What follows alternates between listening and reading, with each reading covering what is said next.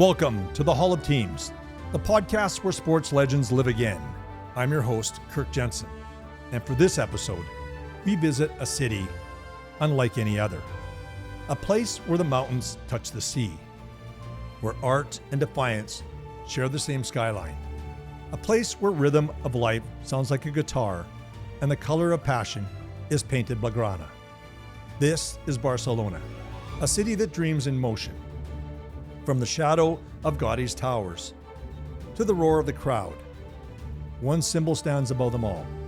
Here, football isn't a game, it's a language, it's belonging, and at its center stands a cathedral of sport, Camp Nou. In this episode, we honor a club that became the voice of a people, the pride of a culture, and the soul of a city, as the Hall of Teams proudly welcomes FC Barcelona.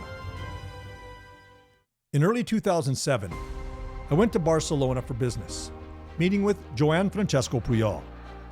One night, he took me to a match at Camp Nou, Barcelona against Racing Santander. I had seen great stadiums before, but nothing like this. The air itself seemed alive, filled with flags the size of city blocks, and flares glowing red in the stands. As we climbed the ramp inside, upward to our seats, I felt a deep rumble around me. At first, I thought it was a subway passing outside the concrete walls. But when we stepped out of the tunnel, I realized it was the crowd. 90,000 voices, shaking the stadium like an earthquake. The experience was unforgettable. Messi had just started playing a couple of years earlier. Sleek, fast, and ran with the ball like it moved with him without being touched. Even as a layman to football, I could see he was special. I remember asking, "Who's that player playing down the wing?" Johan smiled and said, "That's Messi. He's good, and he's going to be really good." Chapter 1, Origins, the birth of Barca. FC Barcelona was founded in the winter of 1899 by Swiss student Joan Gamper, also known as Joan Gamper. He placed a newspaper ad in Sociedad Los Deportes calling for fellow football lovers to join him to start a team. 11 men answered, and a meeting at Gimnasio Sole Football Club, Barcelona was born. 47 days later, Barca played its first match. Gamper went on to become the club's first captain and leading figure, scoring 126 goals in 55 matches. He also later went on to serve as president multiple times. From the start, Barca was more than a pastime.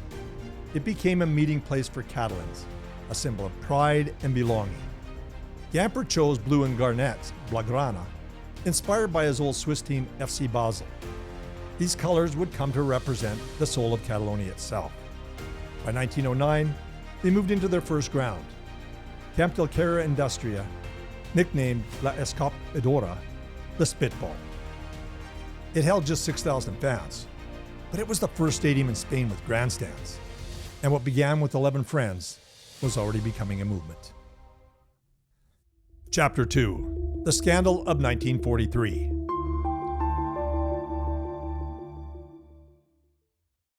In 1943, under the shadow of General Francisco Franco's dictatorship, football in Spain was no longer just a game.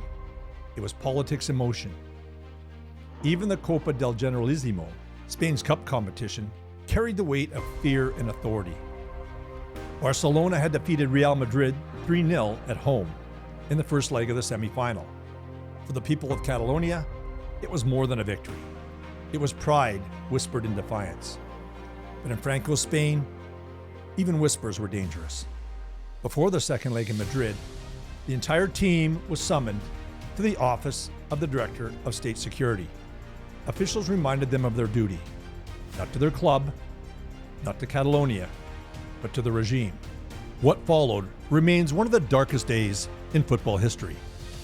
On June 13th, 1943, at Chamartin Stadium, Barcelona took the field, surrounded by hostility. Soldiers stood along the sidelines. Fans hurled insult, coins, even stones. And when the final whistle blew, The scoreboard read 11-1 to Madrid. Midfielder Josep Escola later said, "It was impossible to play. We had no choice." The press was censored. The match was celebrated as a triumph for Franco's Spain, a show of dominance over Catalonia. But among the Catalan people, the meaning was far different. That day, Barcelona learned that football could be more than victory. It could be voice. When words are forbidden, the scoreboard becomes your statement. And even in defeat, the club's defiance became legend. The match of 1943 was lost, but the spirit of Barcelona was never beaten.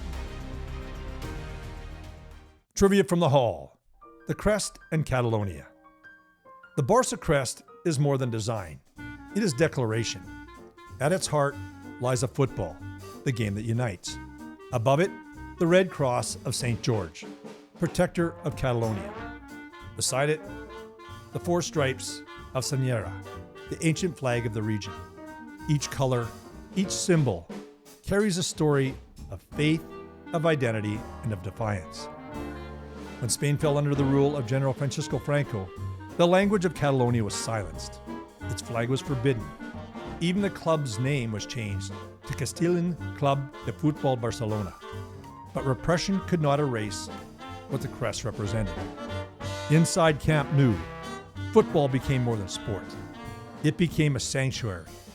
Tens of thousands filled the terraces, not just to cheer, but to breathe freely. Every chant, every flag, every goal became a quiet act of rebellion. As poet Josep Maria de Bagara wrote, "At Camp Nou, we spoke the language of football, but in truth, we spoke the language of freedom." The Barça crest is not a logo. It is a flag, one carried by generations who refused to be silent. Chapter 3: The Dream Team.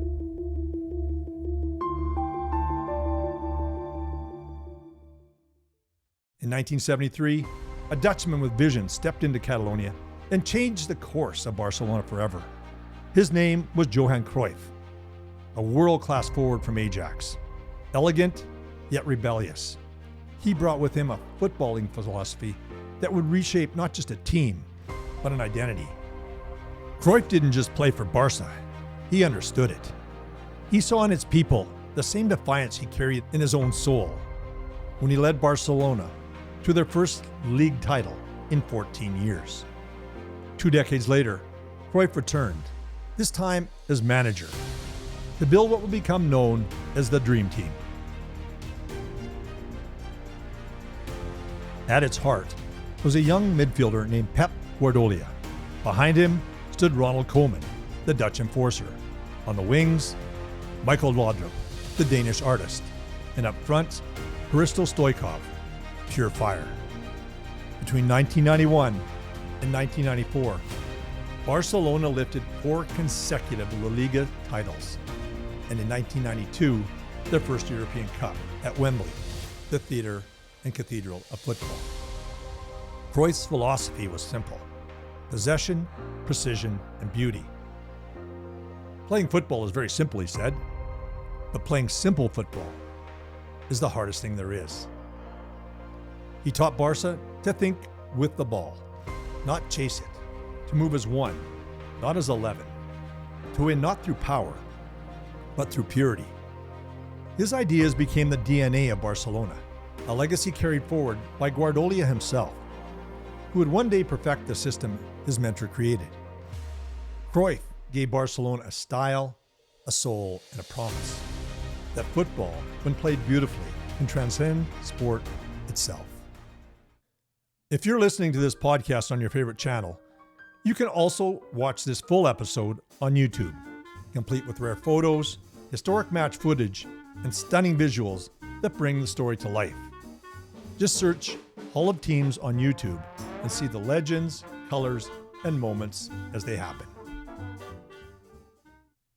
Chapter 4: La Masia, the School of Greatness. La Masia, translated to the farmhouse, was founded in 1979 just beside Camp Nou A simple two-story building, used once to house construction apprentices, was transformed into something far greater. A home for dreams. From its narrow halls came the heartbeat of the club. Young players came from Spain, Africa, South America. They arrived to learn not just how to play, but how to become Barça men. Inside its walls, footballs met philosophies. Coaches taught discipline, respect, and humility. Mornings had studies, evenings ended with gratitude. It was more than an academy. It was a way of life. Pep Guardiola once said, "Barça is not about winning. It's about how we win." That idea defined La Masia. Every pass had purpose. Every movement had meaning. From 1979 to 2009, 440 youngsters left their homes and families to stay at the academy. About half of them from Catalonia, and the rest came from other regions of the Kingdom of Spain and beyond, including Cameroon, Senegal, and Argentina. Of those 440, 40 made it into Barcelona's first team. By 2010, La Masia achieved the unimaginable. For the first time in history, all three Ballon d'Or finalists, Lionel Messi, Andre Iniesta, and Xavier Hernandez, were graduates of the same academy. One building, three legends, countless lessons. La Masia proved that greatness can be grown, not bought. It showed the world that the truest victories are not signed, they are raised. Trivia from the Hall, Camp Nou's hidden chapel. Few fans know, behind the players' tunnel at Camp Nou, hidden away from the noise and the light, stands a small chapel built in 1958. It is dedicated to the Virgin of Montserrat, the patron saint of Catalonia. And for decades, it has been a place of silence in a world of thunder. A moment of calm before 90,000 voices rise. Before many of Barcelona's greatest matches, players have stopped here for a brief prayer or quiet reflection. Messi tracing the sign of the cross, Iniesta bowing his head, Puyol standing still with his eyes closed. Even inside football's greatest cathedral, there is space for faith, a reminder that before every roar, there is stillness, and before every legend, there is ritual. Chapter 5, the Messi Era.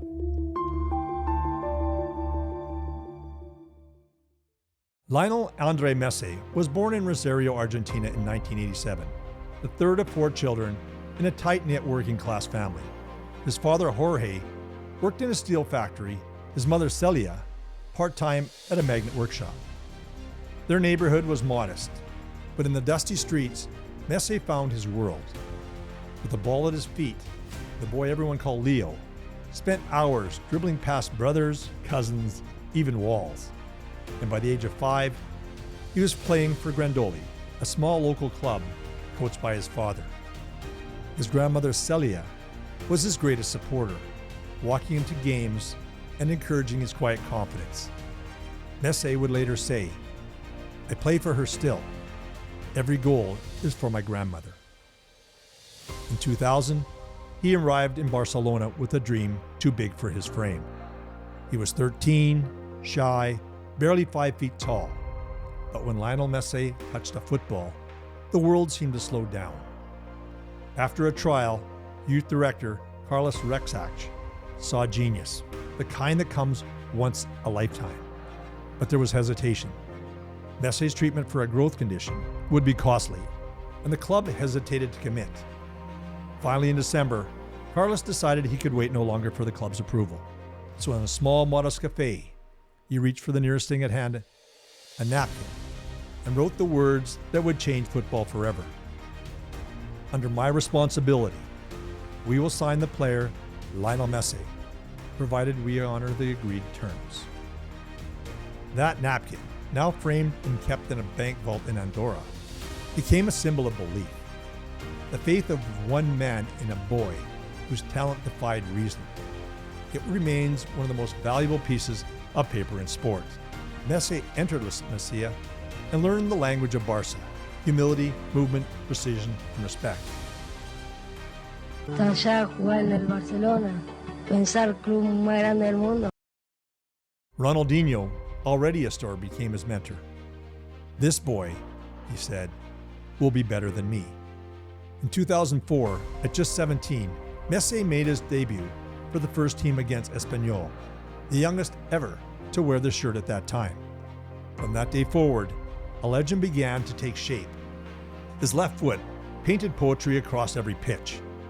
He played not for applause, but for joy. Over 17 seasons, he led Barcelona to 10 La Liga titles, 4 Champions League trophies, and a record 7 Ballon d'Ors.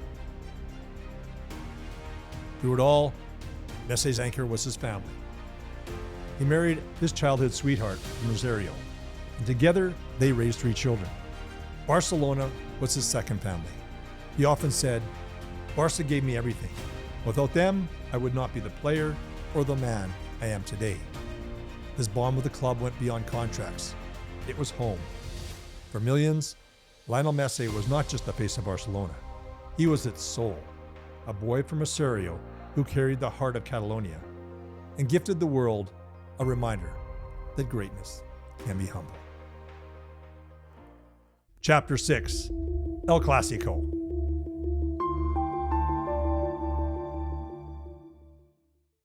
Few rivalries in world sport carry the same power as Barcelona versus Real Madrid.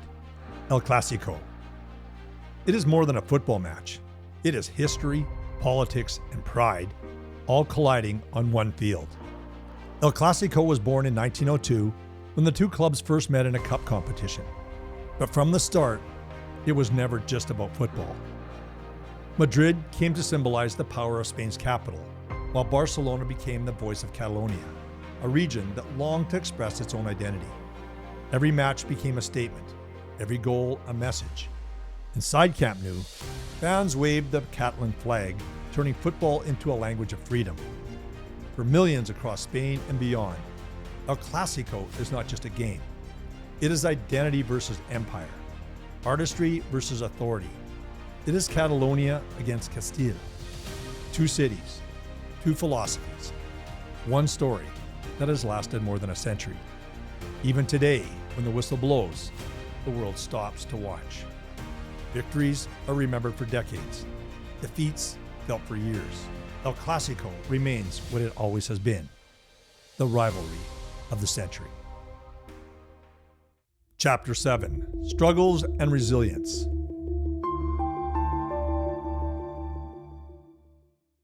"2010 brought turbulence to Barcelona. Years of triumph shadowed by turmoil. Behind the trophies, cracks began to show. Finances crumbled, politics tightened, and the club that defined beauty in football faced a reckoning with its own success. By 2021, the heartbreak was complete. After more than 2 decades, Lionel Messi, the boy from Rosario who became the soul of the club, said goodbye. Bueno, buen día. La verdad que no sé si va a peor nada.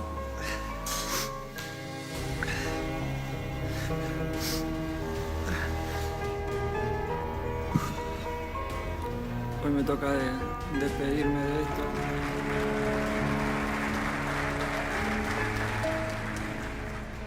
Tears fell in the streets. The stadium fell silent. An era ended. But even as debts grew and presidents resigned, the Camp Nou never emptied. 90,000 voices still sang, "Més que un club." For every fallen star, another dream took shape. Now a new generation carries the flame. Players raised in the same ideals that built La Masia. Through every storm, through every challenge, they have always endured.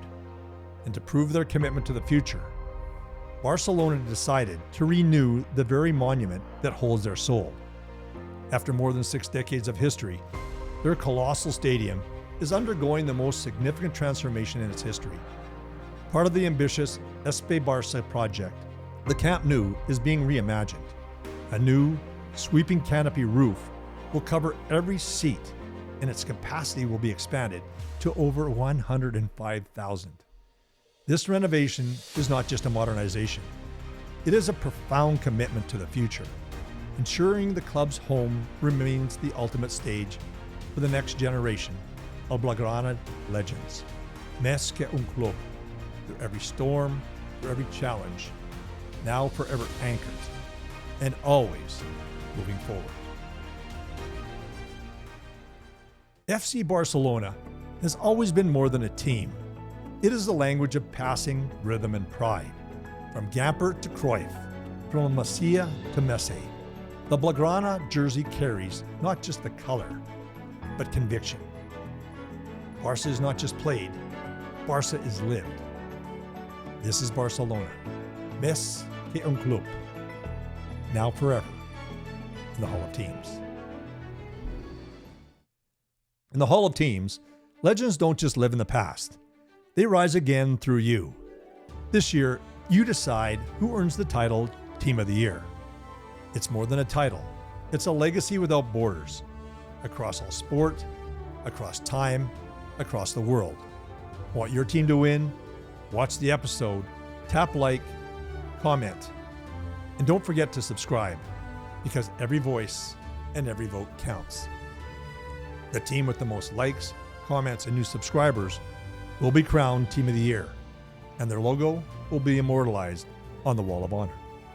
And remember, you can watch the full episode on the Hall of Teams YouTube channel. Next time on the Hall of Teams, we traveled to the sun-baked fields of Australia, where a simple cap became a national treasure.